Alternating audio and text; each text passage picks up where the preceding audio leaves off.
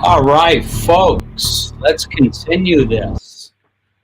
We're continuing our series here on what are going to be the in demand skills in the age of AI and automation. And there I start referencing Lean Six Sigma. It's going to be crucial to everything we go going forward. So I have some thoughts here. What will happen to your career if you don't adopt to this evolving AI landscape that's set to automate approximately 50% of work tasks currently performed by humans? Are you ready for this? What's going to happen? Is your position or your skills such that they could possibly be done by AI and automated, right? And then how will you compete in your industry when advanced analytics and AI and automation become the minimum standard, just not the added advantage? Right now, there's a bunch of us taking advantage of this. We're early adopters of this AI. We're ahead of the game. We're on this curve to move forward. But think about this. I want you to think good and hard about this. What would happen if this were to happen? Are you prepared? Have you prepared yourself for this day of AI, this day of automation, all this fantastic stuff that's taken place around it? It's going to lead to massive productivity gains within businesses. It's going to lead to massive innovation in healthcare and in IT and in the sciences. Are you prepared?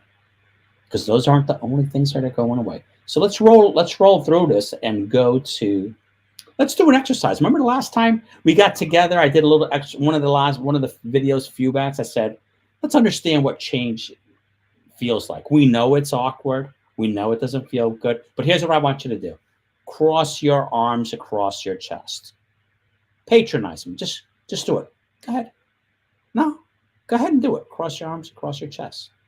I can see you're not doing it. Yeah. Okay. There we go. Right. That feels okay. You're normal. That's a custom. In my case, this is my right arm. It's over my left hand, and that's comfortable. Now I want you to uncross your arms and fold them the other way. Put the opposite hand. Go ahead. Do it. Put the opposite hand over your chest and see what happens. Right. It feels a little awkward, doesn't it? It's just awkward. So we know that change is just like that, and we have to adopt to it. But guess what? You have an opportunity to do so right now. So let's continue in on this. We're going to recap where we are, and this time we're going to cover what skills are going to be in demand. I've been hitting this hard. Critical thinking skills. Everyone says they have it, but come on, baby.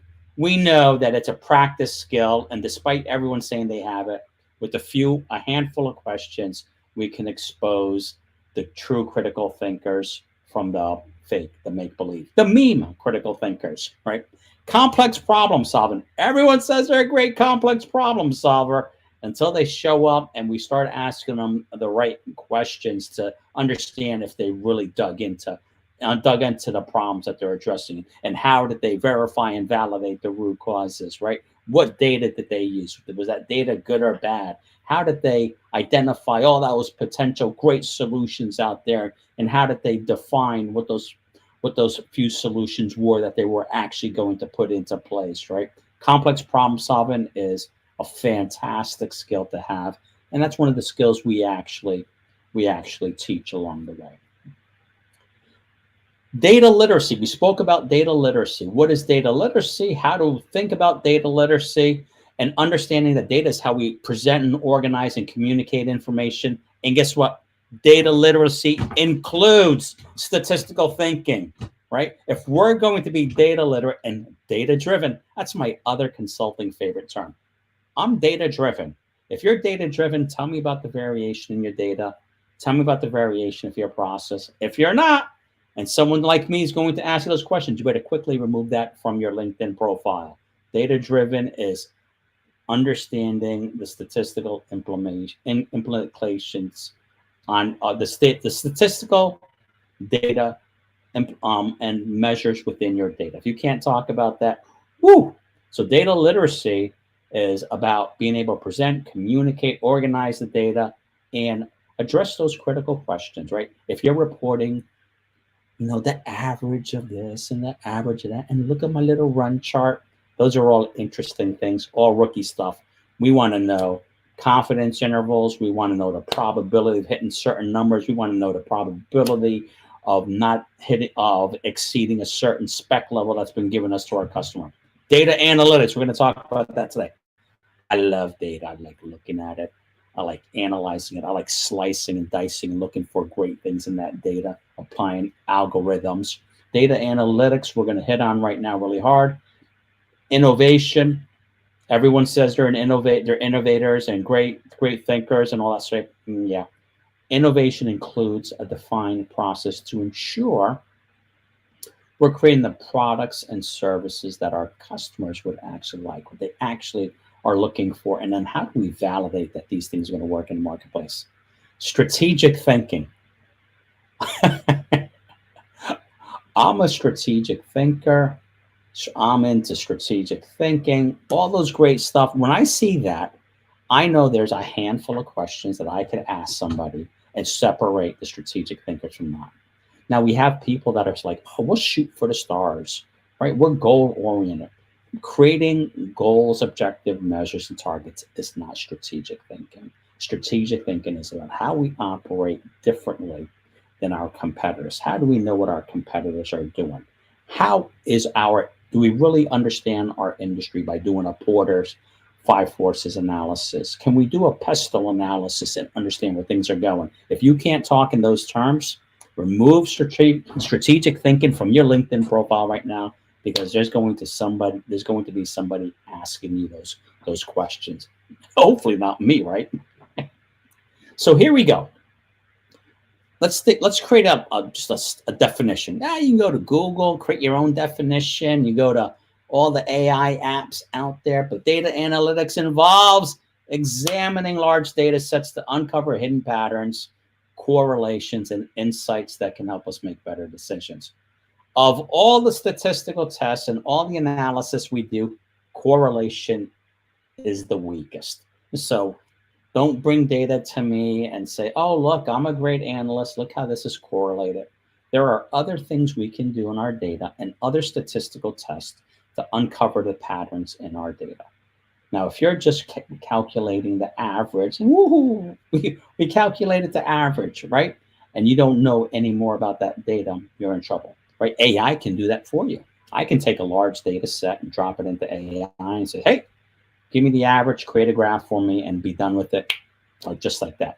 But when we're talking about data analytics, we're talking about digging deeper into that data. We're talking about combining data sets that exist out there. There's all this great data out there. How do we merge the data and how do we call out interesting things?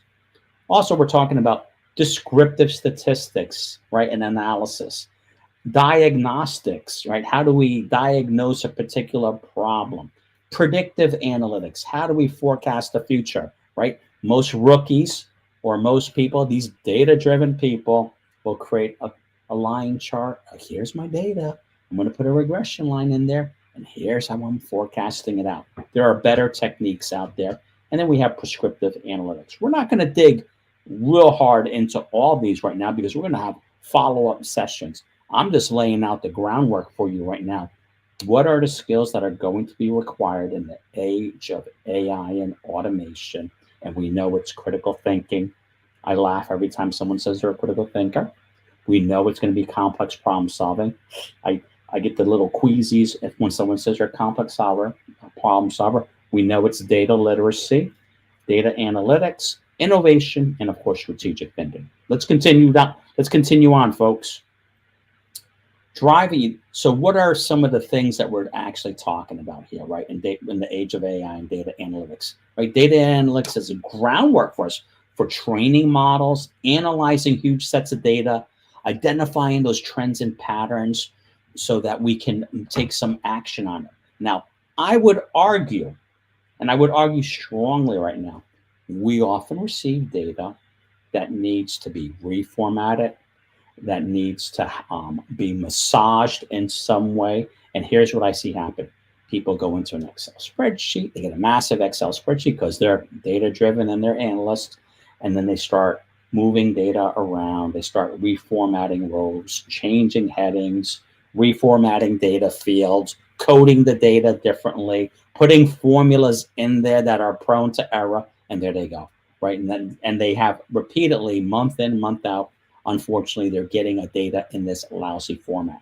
There are tools out there, and I have a fantastic tool that I use, that if I can standardize and I can have a repeatable, reproducible way of scrubbing my data, especially if I'm getting a large file that's maybe too big for Excel. If I'm looking at 3, 4, 5 gigabytes of data and I'm not a Python, you don't need to be a Python coder and all that great stuff, right? I can create a repeatable process using my data. It's like a little flow chart.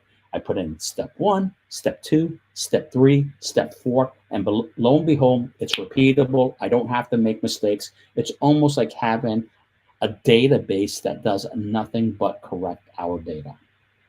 It's going to enhance our decision making.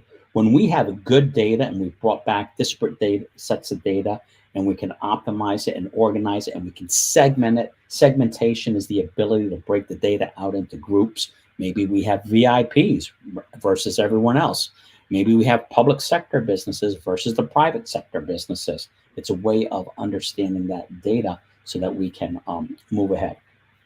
Especially in healthcare, finance, and manufacturing, we have tons of data out there that we're not leveraging and that we can use possibly to predict. So are you prepared in this day and age where the routine stuff can be automated?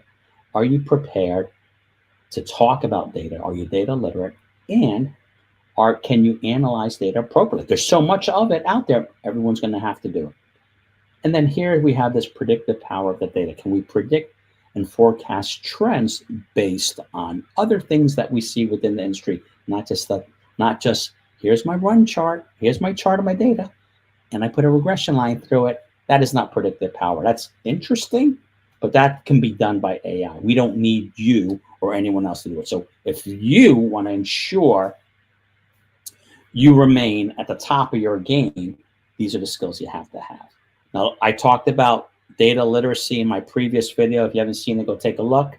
And I just want to, again, compare and contrast what data literacy is compared to data analytics, right? Data analytics is more technical. We're performing detailed analysis of our data and interpreting it. We may use statistical calculations like the normal distribution, and we're going to figure out the problem.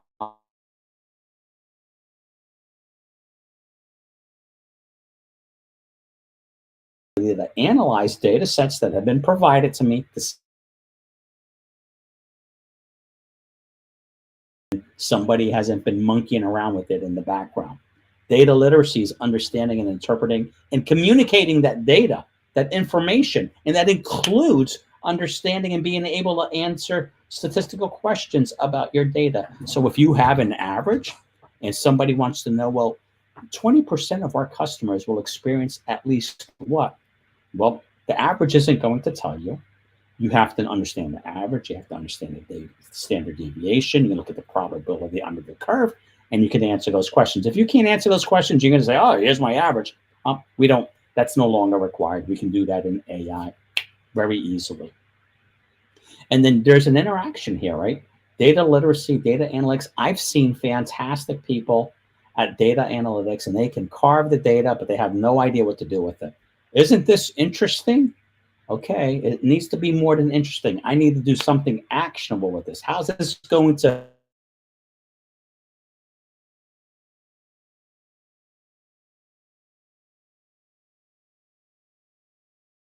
increase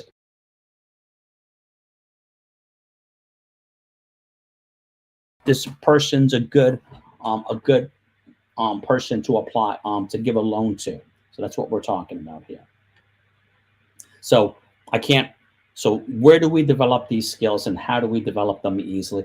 We can take classes on statistics, on data analysis. There's all sorts of great YouTube videos out there. I'm going to be showing you some of the fantastic low-cost tools that you can use and creating more videos about how to be a better data analyst and understand that. But of course, there's I have a program that's Lean Six Sigma training, and I've been in the world of Lean Six Sigma for over 30 years, right? When I learned Six Sigma, there's a thing called the DMAIC process. It was called MAIC when I learned it because it was from Motorola. It's before GE got in there, right? But it's a really strong method of helping us understand our systems, our processes, our customers, and more importantly, our data. It's statistically rigorous.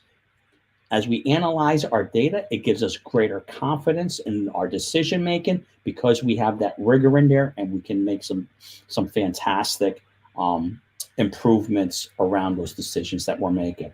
It's going to help us with process improvement. If we could analyze our process, understanding and having a framework that's just not data. You go to college and they give you all these crazy hypothetical situations that are, interesting. How do I use it in real life? How do I make money from this? How does my organization prosper? How do I prosper, right? So we can go into our processes areas, start measuring its performance, understanding the variability. That's variation. If you don't understand the variation in your process, you're pretty much screwed, right? So we have to understand those businesses so that we can make data-driven decisions. And data-driven is not, you're not making the data looking at an average or looking at a pie chart, a little run chart. That's just, that's poor. That's not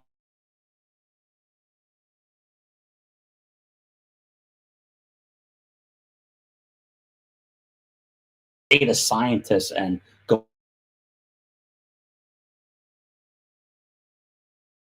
is being built right now and software that can help you. You just need to understand the context. You need to understand that there's bias in the data. How do we remove the bias in the data, and how we actually apply that data? So in our classes, we are huge on real world examples of how we look at data, measure it, monitor the data, understand the variations so that we can take action and drive improvements that are going to satisfy and improve our customer experience, if you will. So that's data analytics. Here are the skills, again, that AI and automation are going to likely, if your job is comprised mostly of these skills, let's get plan B together. That plan B needs to be plan A, folks. If it's repetitive and rules-based, you need to do something here, because those jobs are easily automatable by putting rules engines in place. So automation is right there, ready to take it, including AI, the ability to make decisions. If you have large volumes of data that require data processing and analysis, if it's done the same way repeatedly, there's machine learning. I have some fantastic tools where I can upload my data, and it's more of a black box. One of my problems with a lot of data analysis is people are going out and creating, oh, I have this proprietary algorithm, and I don't know what it does. But with machine learning, it can start drawing inferences of the data, and sometimes it creates these black box algorithms. I mean, we don't know how it got to the right answer, but we can look at it and we know it got that right answer. And if you're doing something repeatable and over again, you can program it. I can program that into AI and say, here's what I need you to do. Here's the analysis I need you to do, and in this order. So it's really good at processing lots of data and scrubbing it for us. Pattern recognition and prediction. It can find patterns in data that we would never really be able to find, especially if we're working with large volumes of data. AI is fantastic for it. Now, people will say, hey, you know what? AI hallucinates, right? Everyone knows this term hallucination, and that's their excuse for not using it. You better get real here, because hallucination means that the stuff that we began with in AI, it starts to forget about, and then it starts to go off on its own tangent. That's because the context of the data it had in memory was small, but now it's getting bigger and bigger and bigger. And guess what? We're seeing AI agents that can put it into a vector database and always go back to that vector database and refresh its memory. So it's really good at identifying patterns. You're going to see it used a lot more. It's going to be a better, I guarantee you, in the next 2 years, all the doctors are going to be reliant upon AI for medical diagnosis. It can look at your entire medical record if it's in a system somewhere and start analyzing it. When you go to the doctor and you spend $75 for that 10-minute visit with the doctor, and he's just looking at your last two visits, that doesn't do us much good, right? Doctors don't have a lot of time to go back and research all your history and say, oh, by the way, Dan, look what we discovered. AI is going to be able to go back, look at your history, and say, "Holy cow, we missed this, but we see a high correlation between this and that, and let's get along with it." It's going to help with recruiting, screening people in those resumes, supply chain issues. Just think about all the supply chain issues we still face from COVID, right? Getting the right product at the right place at the right time at the right cost. All those supply chain issues are, so if this is your business and you're trying to do this pattern recognition and prediction, and you're doing it from a desktop, AI is going to be much better for it. Anything that's codifiable, I'm just going to hop down to the bottom one. That means we can code it into the database. It's almost the same as rules based and make decisions off of that data. AI and automation are going to be doing it, right? I have an AI bot now that if someone makes a recommendation for code, we know what it would be nice if your software did this. The bot gets the information, it starts processing it, developing the code. That bot launches 3 other bots that are quality reviewers. One's going to look at how can I make the code faster. One's going to look at how the code can fail. And one's going to look at the system implications on memory and stuff like that. Those bots all talk to one another and they say, we think this code will satisfy that customer. Just think about what it's going to do to software development. It's a beautiful thing. That same bot, that same app that I use can go out and solve CAPTCHAs, right? Think about all the time you're spending going out there doing CAPTCHAs. So it's pretty cool. So again, data analytics is going to be the in-demand skill, and there's going to be ways to test for it. So in the age of AI and automation, right, the skills that are going to still be in demand are critical thinking. I did a little video on critical thinking, and I may even put up a little quiz to test critical thinking skills. Complex problem solving, right? Everyone wants to say they're a complex problem solver, but unless you're a good critical thinker, unless you're data literate and understand that and the analytics behind it, you're probably not so much. Data literacy, being able to communicate with data analytics. Everyone, if you think you're getting away from data analytics and you're too good for that, or it's not part of my job, I'm in this part of the organization, it's someone else's job, you're in for it. Innovation, and my favorite all-time skill that is grossly exaggerated, that has a panache associated with it, is the strategic thinking. I'm going to be making more videos on innovation and strategic thinking going forward. But I just wanted to continue. I have a little momentum here, and I almost, it's easy to fall off the wagon and become undisciplined. But I wanted to present this to you in a way that you can understand. And I'm telling you, if you go in and type into any of these search engines, what is the impact of AI and automation on jobs, you're going to be totally shocked. And then you can ask it more specifically, what is the impact of AI and automation in my industry, in my role? There is so much being written about it. As a matter of fact, yesterday I was cruising the news articles and there was a bunch of things. Critical thinking, the new in-demand skill, right? It was in a news article. So what I've been doing is, as I'm talking about these subjects, I'm looking at the news articles coming up and copying and pasting them. What I'm going to do is actually bring those articles forward in another video and say, hey, look, the proof is in the pudding. Here is what everyone is saying that we need going forward. But let's do one thing here. Let's see how comfortable you are with this concept of AI and automation, right? Many of you are probably saying, nah, I'm okay. No big deal. My job is safe. My employer says they're not going to use it. Okay.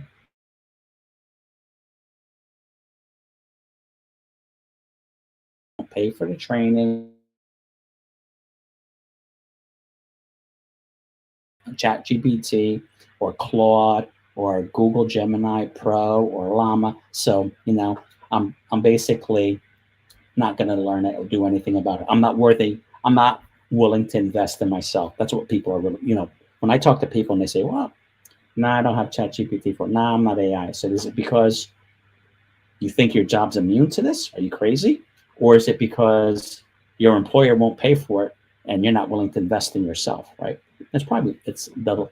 All three of those are valid. But let's do this exercise. Work with me like we did the crossover. No one's watching you. So go ahead, close your eyes. Go ahead, close your eyes just for 1 second. Work with me. Make believe. Go ahead, close them.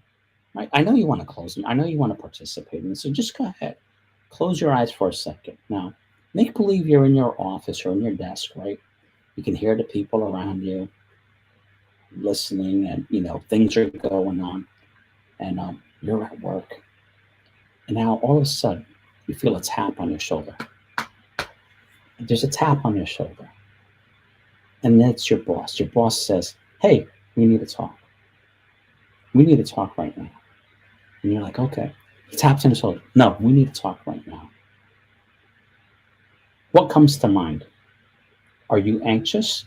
Are you thinking you're getting the ticket? You're getting we used to call it the big chicken dinner when somebody got laid off and riffed in a company, right? So think about what you were feeling. Were you feeling excitement, like he has a great new project and opportunity for you?